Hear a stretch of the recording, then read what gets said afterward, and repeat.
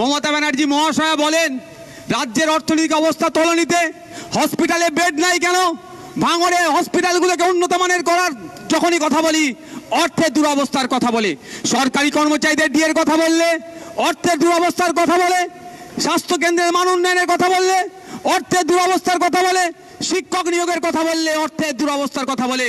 আমি আজকে Netaji indoor stadium থেকে মাননীয় মুখ্যমন্ত্রীকে বলছি, যদি আপনি রাজ্যের ভালো চান, নওশাদ সিদ্দিকীকে আগামী 6 মাসের জন্য অর্থ দপ্তরটা দিয়ে দিন, রাজ্যের অর্থনৈতিক অবস্থা আমি পরিবর্তন করে দেখিয়ে দেবো। 2024-এ ভাইপোকে পরাজিত করে কালীঘাটে পাঠাবো, কাশফুলের বালিশ তার পিসি তৈরি করবে, বিক্রি করার জায়গা করে দেবো। বন্ধুগণ, যারা মিডিয়ার মাধ্যমে শুনছেন বা দেখছেন তারা নিশ্চিতভাবে অবগত আছেন আইএসএফ কি করতে চায়, আইএসএফের লক্ষ্য কি, আইএসএফের উদ্দেশ্য কি।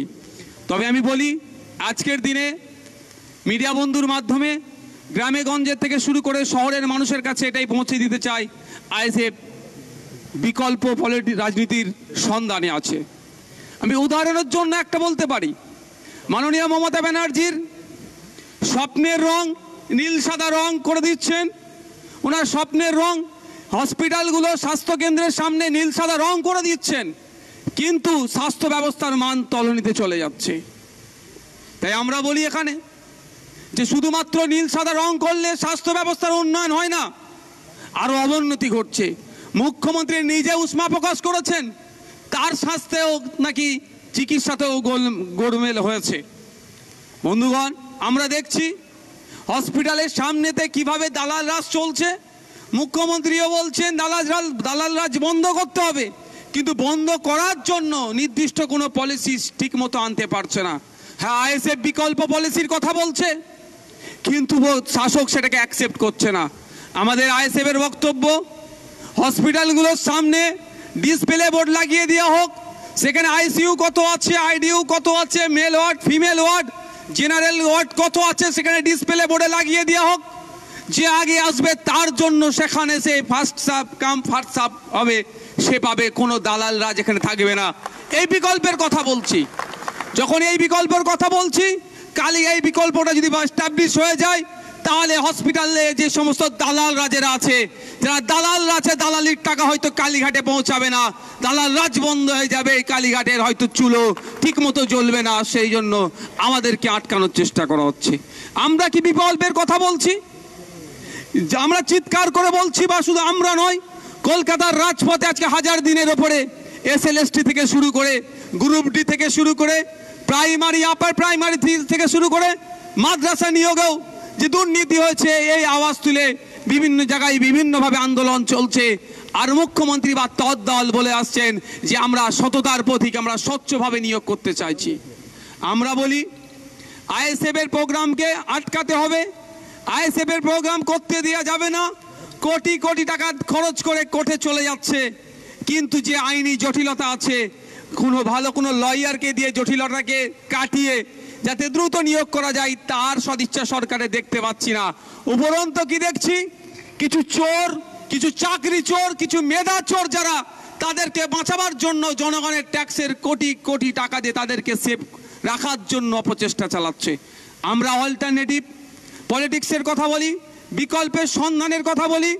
আমরা রাজ্য সরকারকে এখান থেকে একটা প্রস্তাব দিতে চাই, আগামী দিনে যে সমস্ত পরীক্ষাগুলো নিয়ে হবে, ওই মার্কশিটের একটা কার্বন কপির ব্যবস্থা করা হোক। যে ছেলে মেয়ে পরীক্ষা দেবে, পরীক্ষার শেষে তার কার্বন কপিটা বাড়িতে নিয়ে চলে যাবে। পরীক্ষার শেষে রেজাল্ট আউট হবে যখন, অরিজিনাল যে মার্কশিট থাকবে সেটা ওয়েবসাইটের মাধ্যমে আপনার ডাউনলোড করে দেওয়া হবে। পৃথিবীর যে কোনো প্রান্তের মানুষ চাইলে কোন ছেলে ওয়েস্ট বেঙ্গল গভর্নমেন্টের এই সার্ভিসে এক্সামে ওই মার্কশিটে কত নাম্বার পেয়েছে তার দেখার সুব্যবস্থা করে দিতে হবে, তাহলেই তো চুরি বন্ধ হয়ে যাবে। শুধু তাই নয়, আমরা সরকারের কাছে প্রস্তাব রাখতে চাই, সততার প্রতীক যাকে বলে, যার অনুপ্রেরণা ছাড়া সিংহে শাবকের জন্ম হয় না, তার কাছে আমরা প্রস্তাব রাখতে চাই, ভাইবা টেবিলে সমস্ত ভিডিওগ্রাফি হোক, যদি সৎ সাহস থাকে লাইভ স্ট্রিমিং করা হবে ওখান থেকে, কার ছেলেটা কি প্রশ্নের কতটা উত্তর দিতে পারছে এক্সপার্টদের, তার ভিত্তিতে তার নাম্বারটা আসবে, জনমানুষে ছেড়ে দেওয়া হোক, তখনই তো বোঝা যাবে কার মেধার ভিত্তিতে চাকরি হচ্ছে না মেধা চুরি হচ্ছে, সেটা আমরা বুঝতে পারবো। কিন্তু আমার মনে হয় সততার প্রতীক এ কাজটা করবে না। যদি সততার প্রতীকে কাজ করে, তার দলে যারা চাকরি বিক্রি করছেন বলে দলে এখনো টিকে আছে, সেই ছিটেফুটা যেগুলো আছে এখন সেইগুলোও থাকবে না। বন্ধুগণ, আমরা যখন বিকল্পের সন্ধানের কথা বলছি, সরকার যখন ব্যর্থ হচ্ছে, বিরোধীদেরকে বিভিন্নভাবে তাদেরকে আটকানোর চেষ্টা হচ্ছে। কখনো মিথ্যা কেস দিয়ে আটকানোর চেষ্টা হচ্ছে, তো কখনো গুন্ডাগার্দি করে আটকানোর চেষ্টা হচ্ছে, তো কখনো এমন কিছু তথ্যের পরিবেশন এমন কোনো জায়গায় দেওয়া হচ্ছে যাতে বিরোধী শক্তিরাও কিছুটা হলেও দুর্বল হয়ে যাচ্ছে। তাই আমরা বলি, সমাজ ব্যবস্থা পরিবর্তনের জন্য রাজনীতির ময়দানে এসেছি, ক্ষমতা দখল আমাদের স্বপ্ন নয়। আজকে আমাদেরও খারাপ লাগছে, আমাদের যে 2 মাস ধরে কর্মী সমর্থকদের যে আবেগ ছিল কলকাতায় আসার, প্রতিষ্ঠা দিবস উদযাপন করতে চেয়েছিল, হয়তো সেই অর্থে পারছে না। তবে আমি আমার কর্মী সমর্থকদের উদ্দেশ্যে বলবো, ওই ক্ষোভ, এই রাগটাকে ব্যালট বক্সে ট্রান্সলেট করতে হবে, রূপান্তরিত করতে হবে, সেখানে পাঠাতে হবে।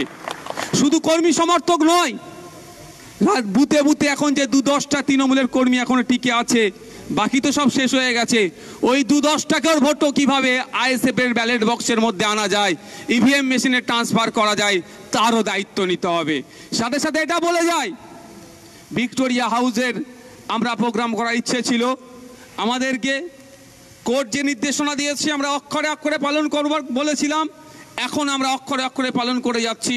তবে আগামী দিনে আমরা আমাদের আইএসএফ এর পক্ষ থেকে ভিক্টোরিয়া হাউসের সামনে প্রোগ্রাম করব। আজকে যে কর্মী সমর্থকরা আসতে পারলেন না, তাদেরকে সাথে নিয়ে করব। কোনো হাওতাশার জায়গা নয়, রাজনীতির ময়দানে এসেছি আমরা। রাজনীতি একদিনের খেলা নয়, এটা সুদূর প্রসারী, আর সমাজ ব্যবস্থা পরিবর্তন করার জন্য আমরা রাজনীতির ময়দানে এসেছি।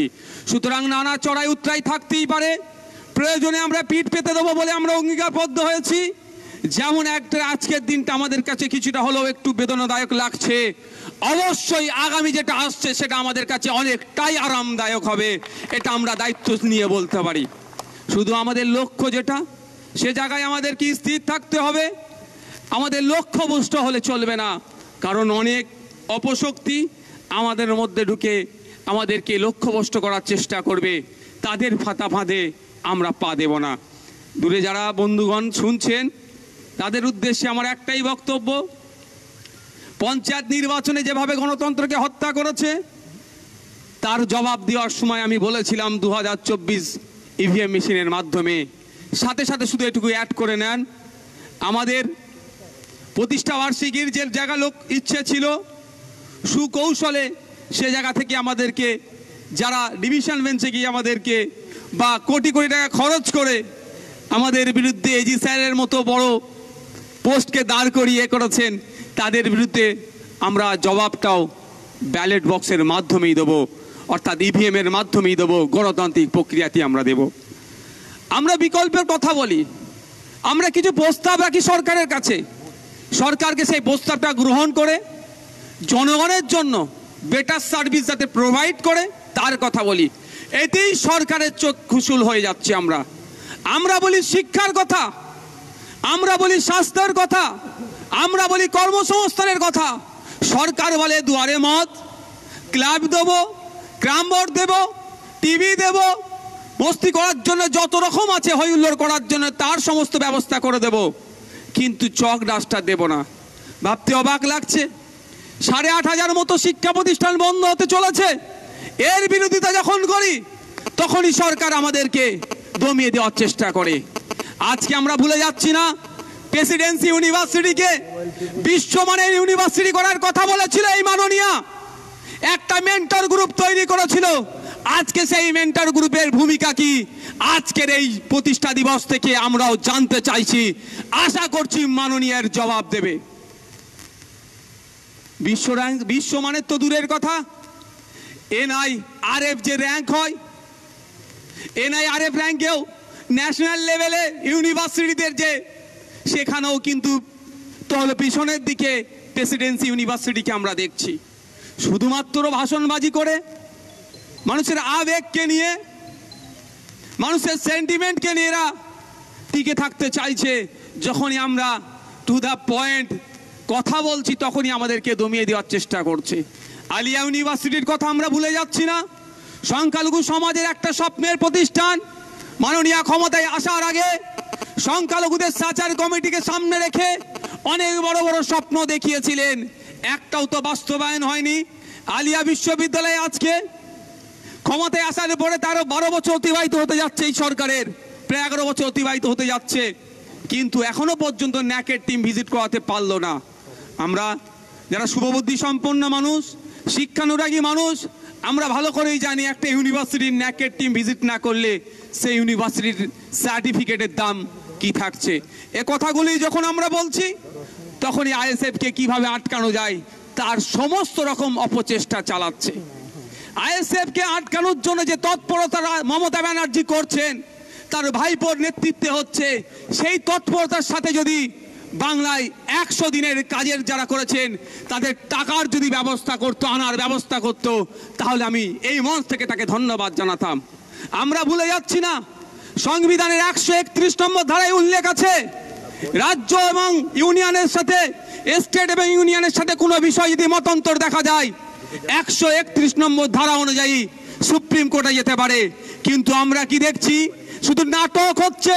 রাজ্যপাল ভবনের সামনে 144 ধারাকে উপেক্ষা করে সেখানে মিছিল, সেখানে মিটিং, সেখানে অবস্থান করে, সেখানে মাইক লাগিয়ে প্রতিবাদ করতে পারছে, কিন্তু সংবিধানের 131 নম্বর ধারাকে সামনে রেখে কেসে যেতে পারছে না, আইনের দ্বারস্থ হচ্ছে না।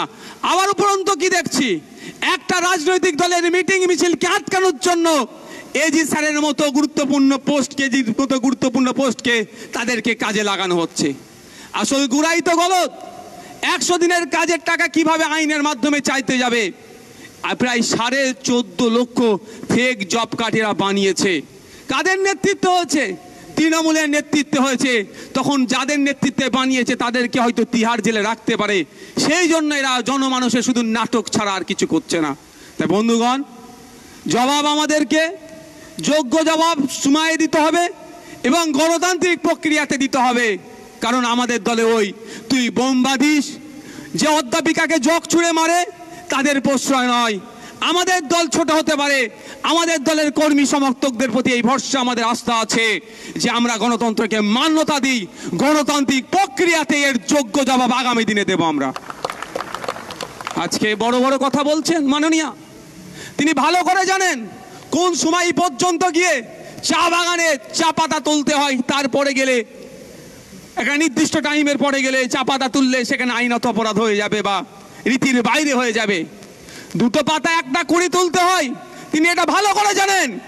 কিন্তু ওই চা বাগানের শ্রমিকদের এখনো পর্যন্ত মিনিমাম ওয়েজেস নিয়ে 2015-16 থেকে 2024 হচ্ছে, প্রায় 22 থেকে 23 বার মিটিং হয়ে যাওয়ার পরেও অপদার্থ মমতা ব্যানার্জির নেতৃত্বের সরকার এখনো চা শ্রমিকদের মিনিমাম ওয়েজেসটা ঠিক করতে পারলো না।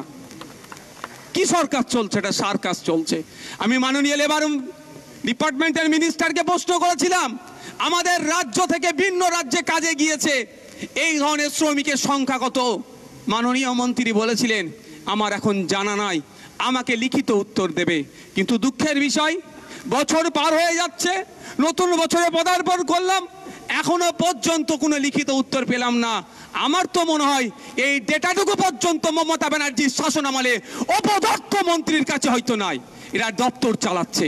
এই প্রশ্নগুলো যখন করি, যখন উত্তর দিতে পারে না, তখন বিধানসভার মধ্যে মুখ চাওয়াচাই করে আইএসএফ তথা সংযুক্ত মোর্চার একটা বিধায়ক যখন কৃষিমন্ত্রীকে প্রশ্ন করে, আপনারা তো বলছেন কৃষকের 3 গুণ আয় বেড়েছে, কিন্তু আজকের ডেটে পশ্চিমবাংলার একটা কৃষক পরিবার পিছু মাসিক গড় আয় কত, সে উত্তর দিতে পারছেন না, একে অপরের মুখ চাওয়াচাই করছে। বাইরে বেরিয়ে আইএসএফ এর মুখ কিভাবে বন্ধ করা যায় তার জন্য যত অপচেষ্টা আছে চালিয়ে যাচ্ছে। প্রশ্ন করি আমরা বিধানসভার মধ্যে, আমরা ওখানে সেলফি তুলতে যাইনি, কারো ছবি দেখিয়ে বিধানসভার মধ্যে যায়নি, কারো অনুপ্রেরণা নিয়ে বিধানসভার মধ্যে যায়নি। ভাঙড়ের মানুষের ভোট পেয়ে তাদের দোয়া আশীর্বাদ নিয়ে বিধানসভার মধ্যে গিয়েছি। আজকে আমাদের রাজ্যের বিধানসভা দেওয়া তথ্য, কৃষিমন্ত্রীর দেওয়া তথ্য, 70% মানুষ কৃষি কাজের সাথে যুক্ত। আর প্রায় 1 কোটির উপরে 1 লক্ষ হেক্টর বিঘের কৃষি জমি আছে বলছেন, ঘোষণা করছেন। গতকাল কয়েকদিন আগে বিধানসভায় এভিডেন্স ছিল, এক আইএস অফিসার এসেছিলেন, তাকেও আমি প্রশ্ন করলাম যে কৃষকদের গড় আয় কত, তারাও মুখ চাওয়াচাই করছে। সামান্য একটা ছোট্ট ছেলে, স্বল্প বয়সী ছেলে আইএস অফিসারের যদি ঘাম বার করে নেয়, তাহলে স্বাভাবিকভাবে অনেকের ঈর্ষা হচ্ছে। কিন্তু আমি বলি, আমরা এই কথা বলছি বলে, মানুষের অধিকার নিয়ে কথা বলছি বলে, পরিযায়ী শ্রমিকের কথা বলছি বলে, জল জমি জঙ্গলের অধিকারের, স্বাভাবিক অধিকারের কথা বলছি বলে, হাতির হানায় প্রতিনিয়ত দেখছি মানুষ মারা যাচ্ছে। সেই প্রশ্ন যখন বিধানসভার মধ্যে করছি, মাননীয় অপদার্থ মন্ত্রী এখন জেলের হাওয়া খাচ্ছে। আমরা প্রশ্ন করেছিলাম যে বিগত দিনে হাতি তো এত লোকালয়ে আসে না, এখন কেন হাতি চলে আসছে, হাতি রোধের জন্য কি ব্যবস্থা গ্রহণ করছেন? অপদার্থ মন্ত্রী এখন জেলের হাওয়া খাচ্ছে। তিনি বলেছিলেন, আমাদের উত্তর দিয়েছিলেন, হাতিকে নাকি জঙ্গলের খাবার আর ভালো লাগছে না, লোকালয়ের খাবার ভালো লাগছে। ভাবতে পেরেছেন? কিন্তু একবারের জন্য বললো না, তার দলের দামাল ভাই ভাইপোদের অত্যাচারে জঙ্গল কেটে সাফ করে দিচ্ছে, সেখানে রিসর্ট বানাচ্ছে, আমোদ প্রমোদের জায়গা করছে, ফলে হাতির খাবার কমে যাওয়ার ফলে লোকালয় আসছে আর গ্রামের সাধারণ মানুষ ক্ষতিগ্রস্ত হচ্ছে, মারা যাচ্ছে। কথা একবারের জন্য বললেন না। মাননীয়া যখন যেটা ইচ্ছে হয়, ঘুম থেকে যেটা ইচ্ছে হয় বলে দেয়, কিন্তু কতটা সায়েন্টিফিক তিনি হয়তো জানেন না। তার পাশে যারা থাকে জানি না তাকে কিভাবে গাইড করে।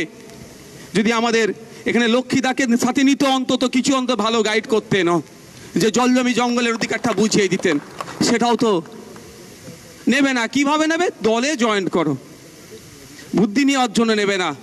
তিনি বললেন হাতির হানায় মারা গেলে পরিবার পিছু চাকরি পাবে। আমি প্রশ্ন করেছিলাম, নির্দিষ্ট সময় দিয়ে একটা প্রশ্ন করেছিলাম, এই সময়ের মধ্যে কতজন মারা গিয়েছে বিধানসভার মধ্যে, আর কতজন সরকারি চাকরি পেয়েছে।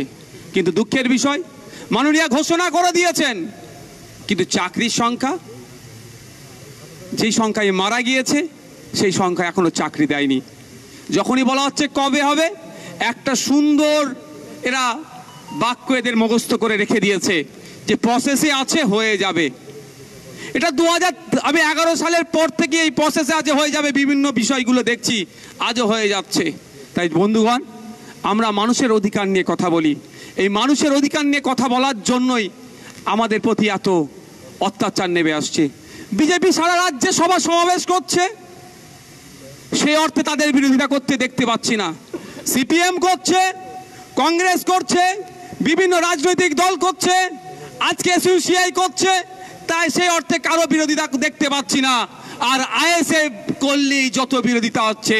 তবে একটা জিনিস মাননীয় নিজে এস্টাবলিশ করে দিচ্ছে, এই রাজ্যে মাননীয়ার যে অপকর্ম, যে তার দলের চুরি দুর্নীতির বিরুদ্ধে সব থেকে বেশি সোচ্চার হচ্ছে যে রাজনৈতিক দল বিধানসভার মধ্যে, বিধানসভার বাইরে, সেটাই হচ্ছে আইএসএফ। নাহলে এসইউসিআই, আমার কাছে ডেটা আছে, কলকাতা পুলিশের ম্যারাথন হওয়ার কথা বলেছিল, যে রুটের কথা বলেছে সেখানে আর অ্যাভিনিউয়ের কথা বলা আছে। আবার আমাদেরকে যে রিভিউজ বা ডিনাই লেটার দিয়েছে সেখানে উল্লেখ করছে আর অ্যাভিনিউতে এসইউসিআই প্রোগ্রাম করছে। আমরা তো আর অ্যাভিনিউ থেকে অনেকটা দূরে ছিলাম, এর থেকে প্রমাণিত হয়ে যাচ্ছে। বাংলার মানুষকে বলবো, আইএসএফ এর কর্মকাণ্ডকে দেখুন। ওই কাগে কান নিয়ে চলে গেছে বলে কাগের দিকে তাকাবার প্রয়োজন নয়, আপনার কানটা দেখুন। এরা সুকৌশলে পাড়াতে পাড়াতে বুতে বুতে আইএসএফ এর নামে মিথ্যাচার করছে। যেমন আপনারা সেটা সত্যটা যাচাই করার চেষ্টা করুন। যখন আনিসের বাড়ি ছুটে যাচ্ছি, ওয়াকাফ প্রপার্টি নিয়ে কথা বলছি, মাদ্রাসায় শূন্যপদের সংখ্যা 10,000-এর বেশি হয়ে যাচ্ছে কেন, এই আওয়াজ যখন তুলছি, ওবিসি সংরক্ষণের কথা যখন বলছি, দেবত্ব সম্পত্তি উদ্ধারের কথা যখন বলছি, রিফিউজি ল্যান্ডের উদ্ধারের কথা যখন বলছি, ফেক এসটি/এসসি সার্টিফিকেট কেন ইস্যু করা হচ্ছে, এর বিরোধিতা যখনই আমরা করছি, এক কথায় মানুষের আর্থসামাজিক মান উন্নয়নের কথা যখন বলছি, তখন আইএসএফ হয়ে যাচ্ছে মুসলমানের দল, তখন আইএসএফ হয়ে যাচ্ছে বিজেপির দালাল, তখন আইএসএফ ভোট কাটতে এসেছে বলে আইএসএফ কে দেখে দেওয়ার চেষ্টা করছে। বন্ধুগণ, মানুষের অধিকার নিয়ে কথা বলছি। 2021 সালের আগে ঠিক একইভাবে বলা হচ্ছিল এই 21-এর নির্বাচনে বিজেপি এসে যাবে। এখন তৃণমূলকে সবাই সুযোগ দাও, নো ভোট তো বিজেপি বলেছিল। কিন্তু দিনের শেষে কি দেখলাম? আমরা আমাদের জনপ্রতিনিধি ঢুকাতে পারলাম না, মধ্যখানে বিজেপি আর তৃণমূল একজন সংখ্যাগরিষ্ঠতা নিল, একজন সেকেন্ড অপোজিশনের জায়গাটা দখল করে নিল। আমরা যদি ওদের কথা শুনে যদি নির্বাচন প্রক্রিয়ার অংশগ্রহণ থেকে বিরত থাকতাম, বিধানসভার মধ্যে ঢুকে যে এসটি থেকে শুরু করে সংখ্যালঘু দলিত আদিবাসী উচ্চ বর্ণের এক কথায় মানুষের অধিকারের কথা বলছি, হয়তো সেটাও সেই বলার জায়গা থাকতো না। তাই 2024 আসছে, আবার এরা ইস্যু তৈরি করবে, ইলেকশন আসবে, ইস্যু আসবে, কিন্তু আপনাকে আমাকে আপনার আমার জনপ্রতিনিধি লোকসভার মধ্যে পাঠাতে হবে। কৃষি বিল যখন পাস হয়েছিল, অপদর্থক যাদেরকে ভোট দিয়ে আমরা পাঠিয়েছিলাম তাদের কি ভূমিকা ছিল, তালাক বিলের বিরুদ্ধে তাদের কি ভূমিকা ছিল, বিভিন্ন বিলগুলোর বিরুদ্ধে তাদের কি ভূমিকা ছিল, সেটা আমরা দেখে নিয়েছি। সুতরাং আগামী দিনে যে সমস্ত জনবিরোধী বিল যদি কেউ আনতে চায়, তাদের বিরোধিতা করার যদি যে স্ট্রংকে বিরোধিতা করে, তাহলে সেটা প্রথম সারিতে আইএসএফ থাকবে এবং অবিজেপি অতৃণমূল যারা আছে তাদের হাতকে আগামী দিনে শক্ত করবেন। এই পশ্চিম বাংলা থেকে জনগণের জনপ্রতিনিধি তৈরি করে পার্লামেন্টের মধ্যে পাঠান, যে সমস্ত জনবিরোধী বিলগুলো আসবে তার বিরুদ্ধে যেন স্ট্রং প্রতিবাদ করতে পারে, সেই আশা আপনাদের কাছে রাখবো। আর সাথে সাথে 2026 সালে কাল নবান্নের 14 তলা থেকে তাকে নামিয়ে ঢপের দোকানের মালিক বানিয়ে দেব। চপের দোকানের নয়, ঢপের দোকানের একটার পর একটা ঢপ দিয়ে যাচ্ছে। বলছে মেটিয়াপুরিতে কি টেক্সটাইল হাফ করে দিয়েছে।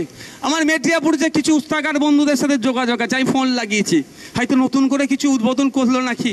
তারাও বললো এটা দিদির অত নম্বর ঢপ। তো ঢপের দোকানের তাকে মালকিন বানিয়ে দেবো, এই প্রতিজ্ঞাবদ্ধ আমরা হলাম। আমরা গণতন্ত্র রক্ষার লড়াই এসেছি, আর আমাদেরকে কিভাবে দমন পীড়ন করা হচ্ছে, অন্যায়ভাবে আমাদের কর্মীদেরকে কিভাবে ডিস্টার্ব করা হচ্ছে আমরা ভুলে যাচ্ছি না। আমি কর্মী বন্ধুদেরকে বলবো, আবারও বলছি, হাওতাশার কোনো জায়গা নয়। যে রাস্তায় আমরা হাঁটছি আজকে হয়তো কাঁটা বিছানো আছে, তা বলে যে আগামীতেও কাঁটা বিছানো থাকবে, এটা মোটেও ভাববেন না। আজকে আমরা একটা খারাপ সময় পার করছি, আগামীতেও এই খারাপ সময় থাকবে, এটা মোটেও ভাববেন না। আগামীতে অবশ্যই আমাদের ভালো আছে, আমাদের কল্যাণকর 9 দিন আসছে, সেটা আমরা অপেক্ষা করছি। আমরা যখনই সরকারকে প্রশ্ন করছি, কি বিশ্ব বাণিজ্য শিল্প সম্মেলন না কি বিশ্ববঙ্গ শিল্প সম্মেলন করেছিল না, সে প্রশ্ন করেছিলাম আমরা। বিধানসভায় যে কোশ্চেনগুলো জমা দেওয়া হয়, যতক্ষণ না পাবলিশ হয় সেই প্রশ্ন সম্পর্কে বলা যায় না। কিন্তু দুঃখের বিষয়, এমন কিছু কোশ্চেন জমা দিয়ে আছে আইএসএফ এর পক্ষ থেকে তথা সংযুক্ত মোর্চার একমাত্র বিধায়ক জমা দিয়ে রেখেছে, সেই প্রশ্নের উত্তর দেওয়ার এদের সৎ সাহস নেই, হয়তো সেটাকে বাইপাস করে দেয়। এই মর্মে প্রশ্ন জমা দিয়ে আছে এই বাণিজ্য সম্মেলনে। তবে আমি মিডিয়ার মাধ্যমে প্রশ্ন করেছিলাম, দেখেছিলাম গত বছরে বাণিজ্য সম্মেলনের শেষে বলেছিল অত হাজার কোটি টাকা ইনভেস্ট করবে বলে তার খসড়া দিয়ে দিয়েছিল। আমি এবছর মিডিয়ার মাধ্যমে, যারা সামনে বন্ধুরা আছেন আপনাদের মাধ্যমে, সরকারের কাছে জানতে চেয়েছিলাম বিগত বছরে যে প্রমিস করেছিল সেই প্রমিস অনুযায়ী শিল্পপতিরা, উদ্যোগপতিরা কত টাকা কোন কোন জায়গায় ইনভেস্ট করেছে এবং ইনভেস্টের ফলে বাংলার কত ছেলে মেয়ে চাকরি পেয়েছে এবং বাংলার কত রাজস্ব এসেছে, তার ডেটাটা দেওয়া হোক। আমি তো একদম নিশ্চিত ছিলাম সে ডেটা দেবে না, কারণ সাথে আরেকটা কথা বলেছিলাম, গত বছরে এই শিল্প সম্মেলন করতে গিয়ে এই মৎস্যবের নামে, আমি মনে করি এটা মৎস্য ছাড়া আর কিছু নয়, জনগণের ট্যাক্সের টাকাকে উচ্ছন্নে দেওয়া হয়েছে। এই মৎস্যবের নামে একটা খাবারের প্লেট 3,500, 4,500 বিভিন্ন ক্যাটাগরির খাবারের প্লেট ছিল, সেইগুলোর জন্য কত কোটি টাকা খরচ করেছে রাজ্য সরকার, তারও ডেটা দেওয়া হোক। দিনের শেষে হয়তো যে ডেটা তারা দিত দেখা যেত এটাই যে টাকাটা খরচ করেছে রাজ্যের পক্ষ থেকে শিল্প সম্মেলনটা করতে গিয়ে, তার অনেক কম অংশ টাকা ইনভেস্ট হয়েছে আমাদের রাজ্যে। আমাদের রাজ্যে ইনভেস্ট কিভাবে হবে? ওই দিনকে আমাদের রাজ্য থেকে শিল্পপতিরা মুখ ফিরিয়ে নিয়েছিল, যেই দিনকে টাটাকে রাজ্য থেকে বিতাড়িত করেছিল। আমি দায়িত্ব নিয়ে বলতে পারি, মমতা ব্যানার্জির স্নেহধন্য অনেক বড় বড় উদ্যোগপতি শিল্পপতিরা আছে, তারাও বাংলাতে ইনভেস্ট করতে ভয় পাচ্ছে, ইনভেস্ট করতে চাইছে না। কারণ কিছু মমতা ব্যানার্জির দামাল ভাই ভাইপোরা আছে, যাদের তোলাবাজির কারণে বাংলা থেকে শিল্পপতিরা চলে যাচ্ছে। তো এদের হাত থেকে বাঁচতে গেলে, বাংলায় শিল্প আনতে গেলে মমতা ব্যানার্জিকে সর্বপ্রথম বাংলা থেকে বিতাড়িত করতে হবে। তাই বন্ধুগণ, আবারও বলবো, রাইট টু রিকল নয়, আমাদেরকে ভোটের মাধ্যমে এদেরকে বিতাড়িত করতে হবে। বিতাড়িতের প্রথম স্টেপ হবে লোকসভা নির্বাচন। এই লোকসভা নির্বাচনে এদেরকে প্রতিহত করতে হবে। বিজেপি এবং তৃণমূলকে একইভাবে হারাতে হবে এবং 2026 নির্বাচনে সম্পূর্ণরূপে বাংলা থেকে বিজেপি এবং তৃণমূলের বিদায় ঘণ্টা বাজিয়ে দিতে হবে। এটা আমাদেরকে দায়িত্ব নিতে হবে। আর যদি আমরা দায়িত্ব না নিই, ওই রকম হবে। এমস রায়গঞ্জে তৃণমূলের যে নেতারা আছে, আমরা ভেবে পাচ্ছি না তাদের মুখে কি তারা কুলু পেটে রেখেছে। এমস তো রায়গঞ্জে হওয়ার কথা শুনেছিলাম, যেখানে হয়েছে আরো হোক, আমরা চাইব। কিন্তু রায়গঞ্জ জেলা অত্র এলাকার তৃণমূলের নেতাদের মুখে কুলুপ কেন, তারা কেন কথা বলছে না? একটা এমস রায়গঞ্জে থাকলে সেখানকার রুগীদেরকে এখানে আর আসতে হতো না। স্বাস্থ্য ব্যবস্থার ঐতিহাসিক বিপ্লব ঘটে যেত। কিন্তু কি দেখলাম, রায়গঞ্জ এমস হলো না। তারপরে যে কেন্দ্র সরকারকে ডিমান্ড করা, প্রেশার ক্রিয়েট করে এখানে নিয়ে আসা, কোনো সরকারের সদিচ্ছা নাই। সেন্ট্রাল ইউনিভার্সিটি শিক্ষা ব্যবস্থার অনেক বড় বড় কথা বলেন শিক্ষামন্ত্রী, যখন সেন্ট্রাল ইউনিভার্সিটির কোথায় সেই আমলে ছিল, এই 12 বছরে একটা আমাদের রাজ্যে আনতে পারলো না। আমাদের প্রশ্ন এখানেই, আমরা যখন এই ডিমান্ডগুলো করি, আমরা যখন মুর্শিদাবাদের পরিযায়ী শ্রমিকদের কথা বলি, তখনই আমাদেরকে দেখে দেওয়া হয়। যখনই আমরা অধিকারের কথা বলি, তখনই আমাদেরকে দেখে দেওয়া হচ্ছে হয় আপনার বিজেপির দালাল, না হলে মুসলমানদের দল। কিন্তু আমাদের বন্ধুগণ, আমাদের লক্ষ্যে আমাদেরকে নিয়োজিত থাকতে হবে। আমরা যদি আমাদের লক্ষ্যে অবিচল থাকি, তাহলে আমরা আমাদের লক্ষ্যে পূরণ হতে পারবো। কোনো কনফিউজ রাখার জায়গা নয়। আজ হয়নি কাল হবে, কাল হয়নি পরশু হবে, আগামীতে হবে। এই শপথ আমাদের নিতে হবে যে একদিন আমরা করব এবং আমাদের যে লক্ষ্য সমাজ ব্যবস্থা পরিবর্তন করব, এটা আমাদের বলতে হবে। সময় স্বল্প, অনেক কিছু বলার ছিল। রাশিয়া ইউক্রেন যুদ্ধ থেকে শুরু করে, প্যালেস্টাইন ইসরায়েলের লড়াই থেকে শুরু করে সমস্ত বিষয়ে যেভাবে আমাদের ভারত সরকার যে বিদেশ নীতিকে বিসর্জন দিয়ে কোনো এক অগ্রাসন শক্তির পাশে দাঁড়াচ্ছে, সেটাকে আমরা মেনে নিতে পারি না। শেষের সময়, কোর্ট নির্ধারিত সময় আর 4 মিনিট আছে, শেষ কথা বলি।